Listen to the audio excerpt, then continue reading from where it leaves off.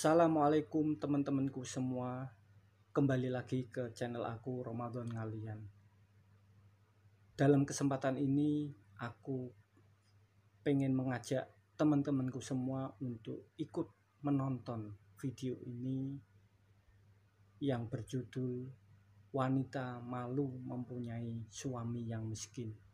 Dalam kisah inspirasi kehidupan ini yang ditulis oleh Saiful Umam dan disutradarinya, dalam kisah ini bisa kita petik kesimpulannya untuk khususnya para calon istri agar setia kepada suaminya.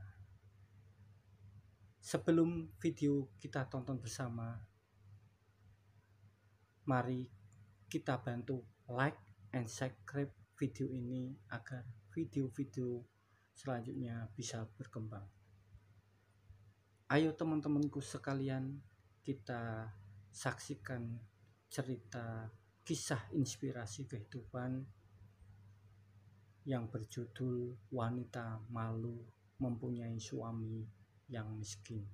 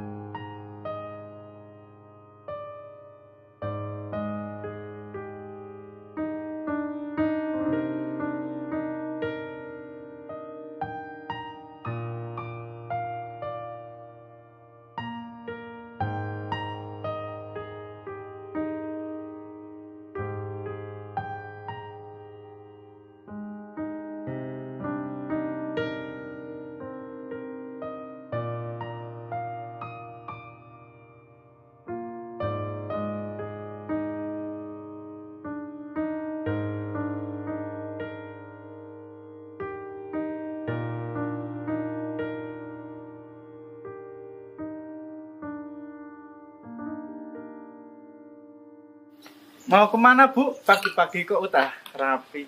Mau ke pasar ya, mau belanja persediaan.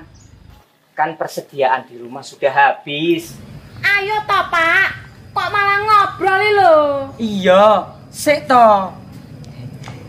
Maafin ibu mertuamu ya Le. Nggih, nggak apa-apa. Memang seperti itu, ibumu itu suka ngomel. Ya sudah, saya berangkat dulu ya. Ya Pak, saya juga mau berangkat kerja. Sudah siang. Iya, sing hati-hati ya. Nggih Pak. Assalamualaikum. Waalaikumsalam.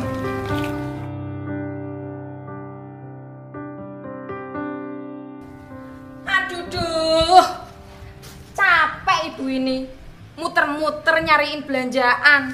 Mana harga-harga pada naik. Bawang naik, cabai naik, beras juga ikutan naik. Semua pada naik. Belanjaan masih banyak Bu, tak bawain ke dalam Nggak toh. usah, biar dibawain sama bapak kamu aja. Ini sini saja, biar dipirisi bibi Kimi. Enak yo, pulang-pulang langsung leyeh-leyeh. Ya kan ibu capek Pak, udah muter-muter di pasar tadi.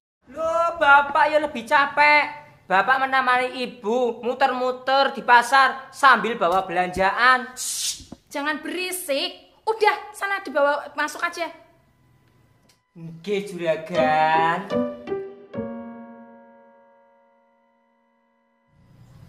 Rini, Ya, Bu. tolong pijitin kaki ibu ya.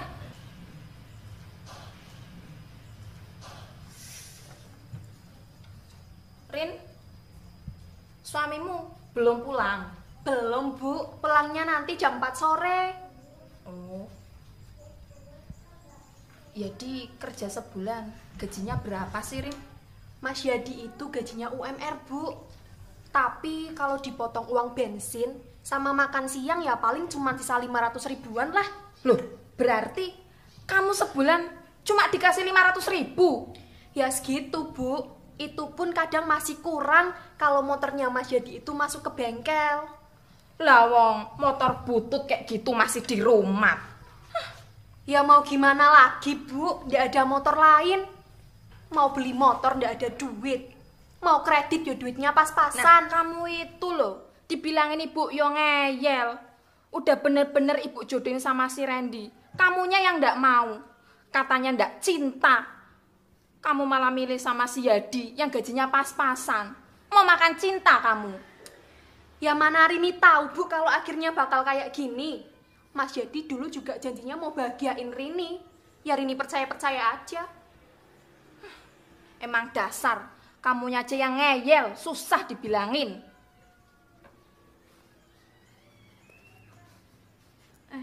Rini, Gimana, Bu? beliin ibu koyo saja. Kayaknya ibu mau tak pasangin koyo aja kakinya, biar ndak pegel. Iya. Nih, koyoknya yang cabai apa yang biasa, Bu? Yang cabe, biar kerasa panasnya. Iya, wes. Tak beliin bentar ya, Bu. Ya.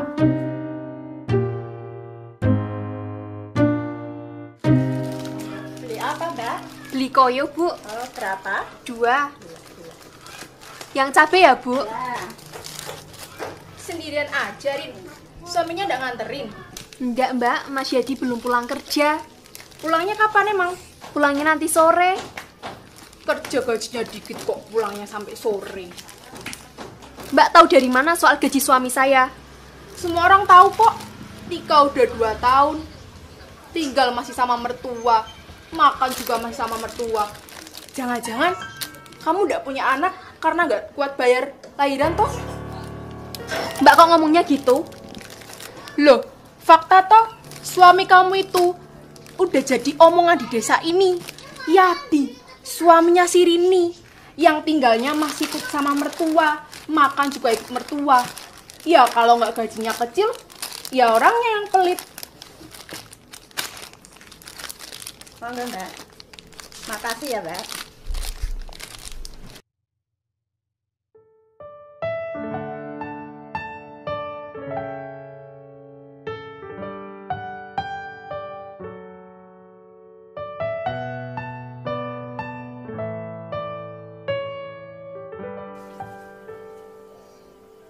Mas, apa kamu ndak pengen nyari pekerjaan lain? Loh, kenapa kok kamu tiba-tiba nanya kayak gitu? Apa kamu ndak pengen nyari pekerjaan yang gajinya lebih gede, Mas? Ya pengen toh, Dek. Tapi kan cari pekerjaan sekarang susah. Apalagi pekerjaan yang gajinya gede. Aku malu, Mas. Loh, kenapa malu? Kita nikah udah 2 tahun, tapi tinggal masih di rumah orang tuaku. Makan juga masih numpang di rumah orang tuaku. Uang yang kamu beri itu paling cuma cukup buat beli beras dikit. Tetangga juga pada ngomongin kita. Omongan tetangga kok didengar. Ya ndak didengar, Mas, tapi kedengeran. Wong tetangga kan juga lihat kalau kita ini masih numpang di rumah orang tuaku. Lah terus gimana, Dek? Mas kan sudah berusaha. Ya cari pekerjaan tambahan kek. Apa gimana kek yang gajinya lebih gede? Dek, maafin Mas kalau nafkahin kamunya kurang. Maafin Mas kalau bikin kamu susah. Nanti Mas coba cari pekerjaan tambahan lah. Kalau kamu ingin tinggal sendiri tidak mengikut orang tua, nanti kita cari kontrakan dulu. Nanti kita kontrak dulu ya. Jangan cemberut dong. Iya. Senyum. Nah gitu dong. Mas tak sholat dulu ya.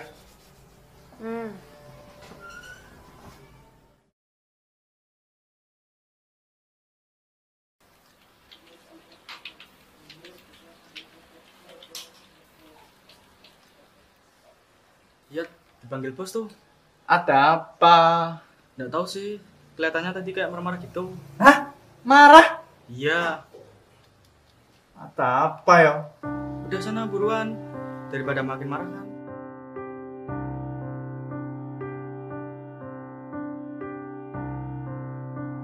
Iya Pak. Assalamualaikum. Ya akan segera kami benahi Pak. Ya. Sini kamu. Ada apa Pak manggil saya Pak? Ini gaji sama pesangon kamu. Kamu saya pecat. Salah saya apa Pak? Salah kamu fatal. Kamu tahu tidak? Tadi yang telepon sama saya itu siapa? Tidak tahu Pak. Itu tadi Pak Randy Sanjaya, pemilik perusahaan Sanjaya Corporation yang proyeknya kamu kerjakan kemarin. Dia itu marah besar ya, gara-gara ketidakbejusan kamu. Dia mengancam untuk membatalkan kontrak kita. Tapi Pak, saya sudah mengerjakan sesuai dengan briefing klien Pak. Buktinya klien menolak. Tapi Pak, Tidak ada tapi-tapian. Sekarang kamu keluar dari kantor saya. Sekarang!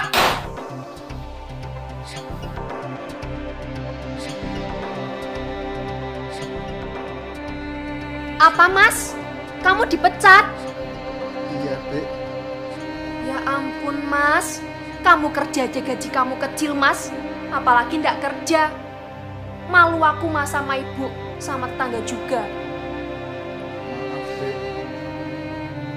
Maaf, nggak kenyang aku Mas makan maaf. Nanti Mas coba cari pekerjaan lain deh. Mau kerja apa Mas? Dari dulu mau pindah kerja aja ndak bisa-bisa, malah sekarang mau cari kerja. Malu aku Mas sama ibu. Dulu aku tuh yang milih kamu buat jadi suami aku, tapi ternyata kamu malah nggak bisa jadi kepala keluarga. Maaf Dek. Malam ini kamu nggak usah tidur di kamar, tidur di luar. Dek.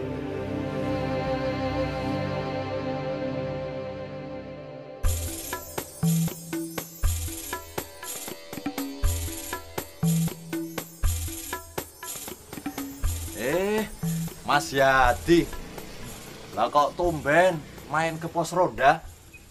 Iya nih Mas, mau ikut ke ronda. Iya Pak, sekali-kali ikut ngeronda. Oh, lah memangnya Mas Yadi besok tidak kerja?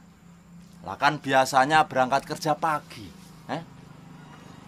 Saya sudah nggak kerja kok. Oh, dipecat. Cangkemmu iku lho. Nek ngomong ora tau diatur. Maaf ya Mas, maaf lo ya. Cah ini itu kalau ngomong biasa, sukanya ceplas-ceplos. Di ngapura ya, dimaafi ya. Awas kowe. Iya Pak, nggak apa-apa. Ya. Iya Mas, saya di PHK. Loh? Lah terus rencananya Mas Yadi mau kerja di mana? Ya, rencananya palingan besok cari-cari lowongan. Sambil nunggu ada panggilan kerja, lebih baik ngojek saja. Oh, Kan nambah-nambah penghasilan. betul itu Mas. Oh kok nggak kepikiran sampai gitu ya? Ya nggak apa-apa, ngojek dulu saja Mas. Kan nambah-nambah penghasilan ya. Tapi nggak apa-apa kan Mas? Iya nggak apa-apa. Kalau kamu mau, besok datang saja ke pangkalan. Tapi saya pikir-pikir dulu deh Mas.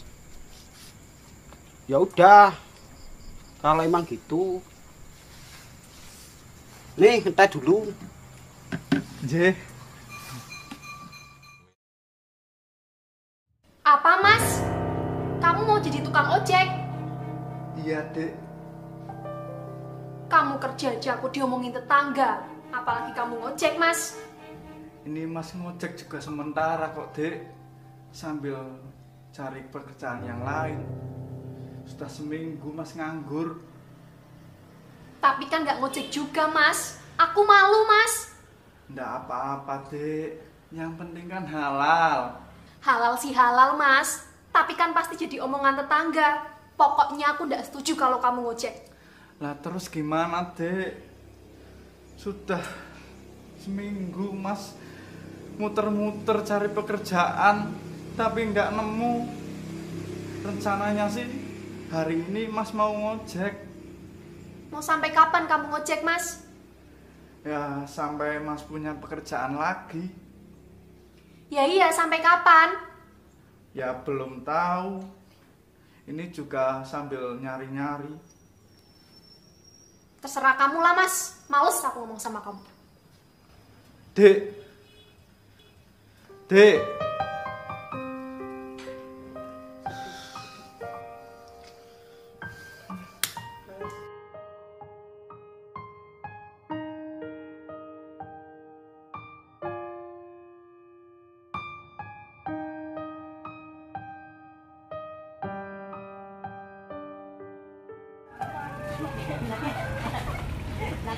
Mas, mau ngojek Mas? Iya Mas. Tolong bisa anterin saya ke desa Batu, Mas? Bisa Mas, saya anterin.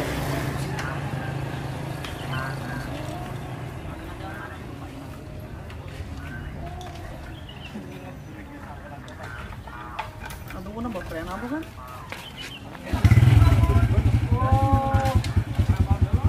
Hati-hati ya Mas.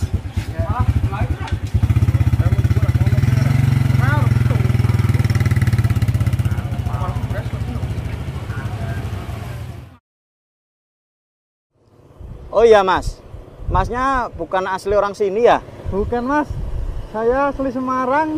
Oh, berarti di sini sudah punya rumah sendiri? Enggak Mas, saya ikut mertua saya. Sudah berapa tahun Mas nikah? Sudah 2 tahun.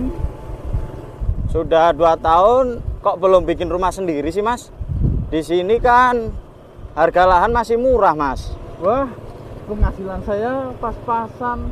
Saya juga baru di PHK. Ini saja baru pertama kali saya ngojek. Pantesan, saya baru lihat Masnya di sini. Oh iya Mas, namanya siapa? Nama saya Yadi. Perkenalkan Mas, nama saya Angga. Oh ya, salam kenal Mas Angga. Iya. Oh iya Mas, nanti kalau sudah sampai rumah saya, mampir dulu ya Mas. Ada apa Mas? Ada pekerjaan yang saya akan tawarkan kepada Mas Yadi. Wah, pekerjaan? Pekerjaan apa Mas? Udah, pokoknya nanti kalau sudah sampai rumah. Sini. Loh Mas.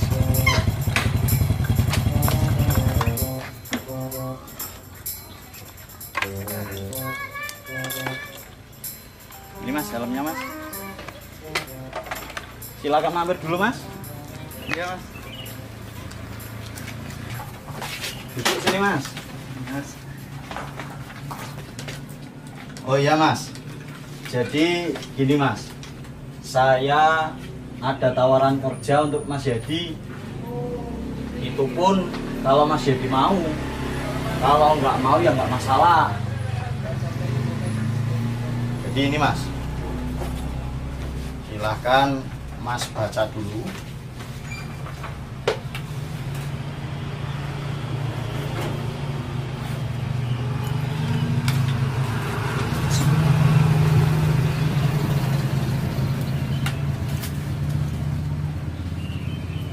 Wah, ini serius Mas? Serius Mas.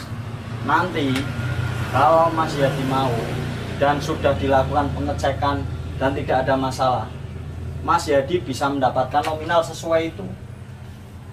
Tapi ini aman kan Mas? Aman Mas. Pokoknya prosedur selalu aman. Dan nanti Mas Yadi bisa pulang dengan keadaan sehat dan bisa membawa uang sebanyak itu Mas. Tapi saya pikir-pikir dulu, boleh ya? Boleh Mas. Oh iya Mas. Ini kartu nama saya. Nanti kalau Mas Yadi mau, bisa hubungin saya. Sudah, saya pamit pulang dulu. Oh iya Mas.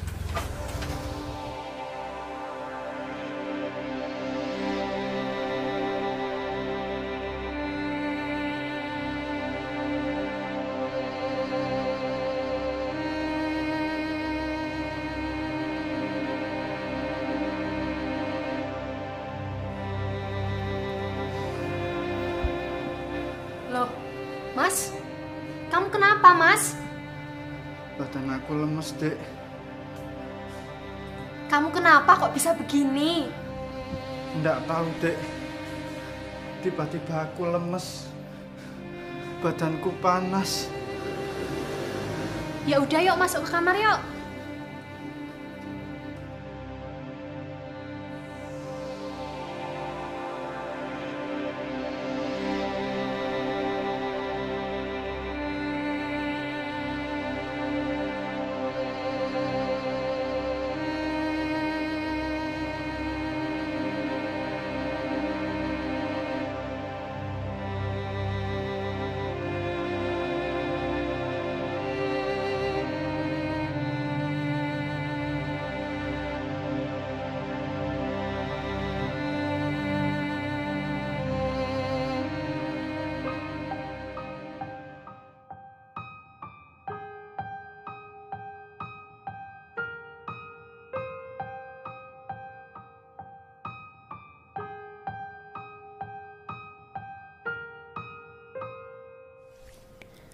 Mau sampai kapan kamu seperti ini, Mas? Aku tuh udah capek ngurusin kamu. Udah ndak berpenghasilan. Sekarang sakit-sakitan. Tahu gitu, dulu aku ndak mau nikah sama kamu, Mas.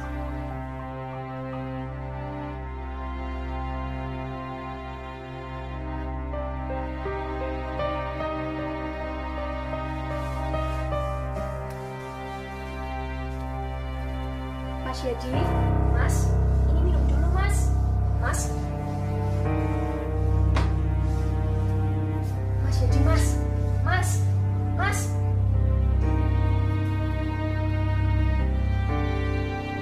Innalillahi wa inna ilaihi raji'un.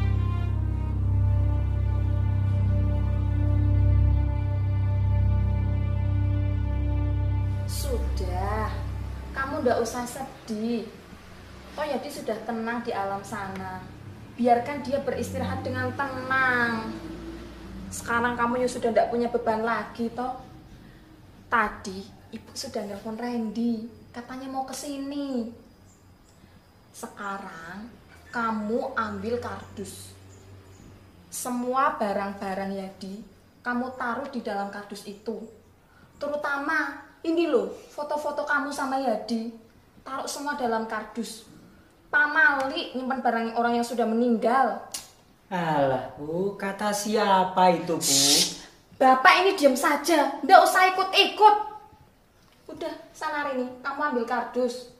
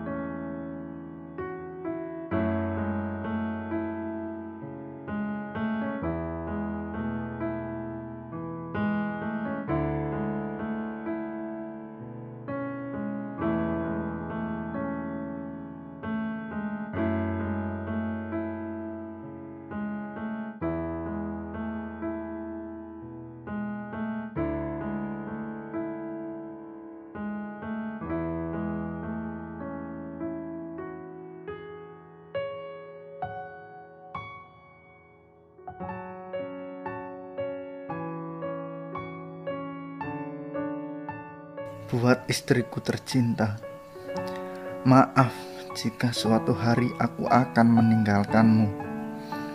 Sejak aku dipecat dari perusahaanku, hati ini remuk sekali.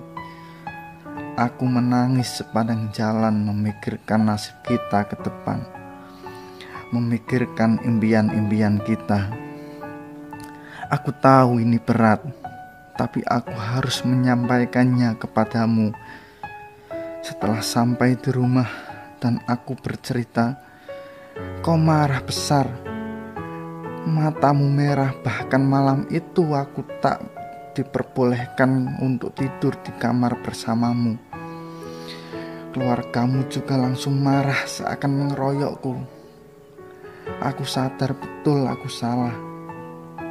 Tapi apa kuasaku karena aku tak memiliki kekuatan apapun.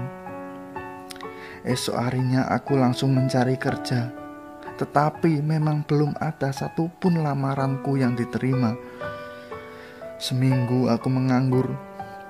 Aku memilih jadi tukang ojek untuk sementara memenuhi kebutuhan kita. Namun saat itu dirimu sudah begitu jauh, tak lagi ku kenal. Aku merasa begitu asing tinggal bersamamu. Pulang malam hari tak ada lagi makanan yang kau siapkan. Maafkan aku istriku. Bukan aku ingin kita terpuruk begini. Tetapi aku selalu usaha demi impian kita. Hingga suatu hari aku mendengar ada seorang miliuner datang mencari hati yang akan dicangkokkan padanya. Aku sempat ingin mempertimbangkannya, namun kamu memaksaku untuk pengen punya rumah sendiri.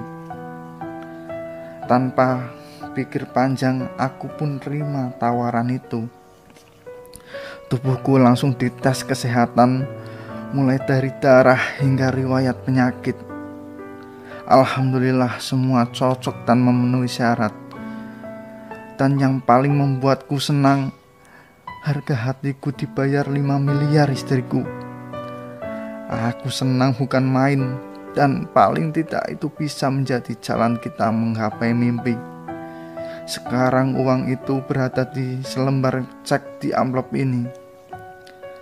Awalnya aku ingin memberi kejutan saat membeli rumah dan tentu itu akan membuatmu senang, bukan? Tapi takdir berkata lain, sayang. 10 hari sejak aku menjual hatiku, kondisiku mendadak buruk. Aku tak kuasa menahan sakit, dan mungkin saat kau baca surat ini aku telah tiada. Tapi paling tidak pakailah uang itu. Aku rasa uang itu cukup untuk membeli sebuah rumah seperti yang kau mau. Hanya itu yang bisa aku berikan padamu. Aku tahu selama ini aku tidak berguna, tapi aku juga tidak mau menyusahkan.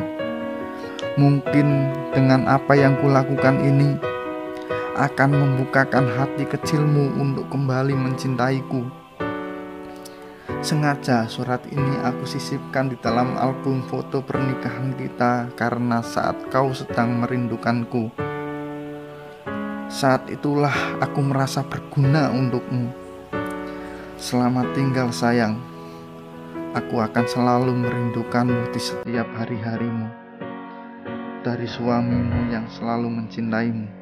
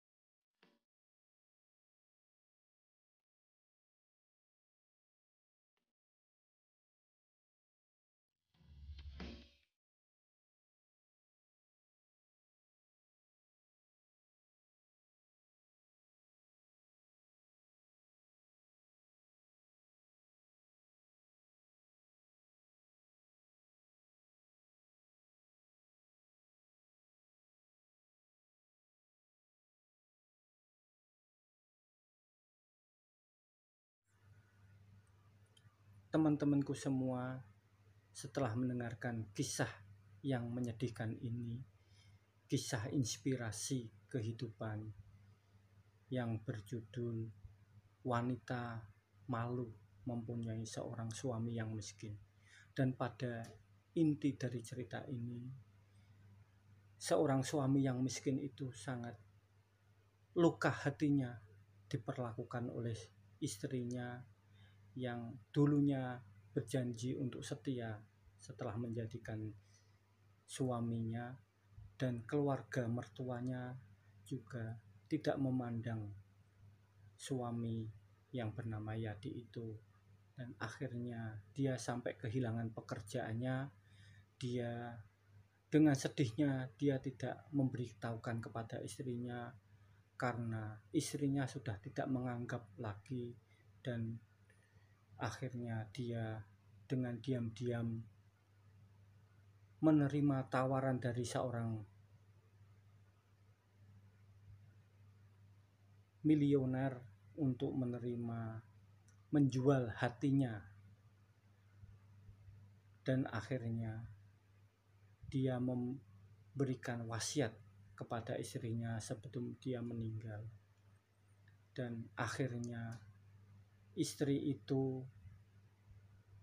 menangis setelah dia membaca surat wasiat dari suaminya itu. Dan itu bisa diambil kesimpulannya bahwa jadilah seorang istri yang setia kepada suaminya. Jangan setelah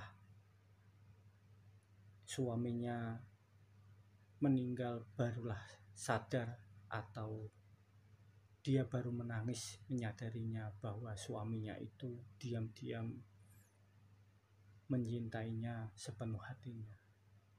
Terima kasih telah menonton video ini. Wassalamualaikum warahmatullahi wabarakatuh.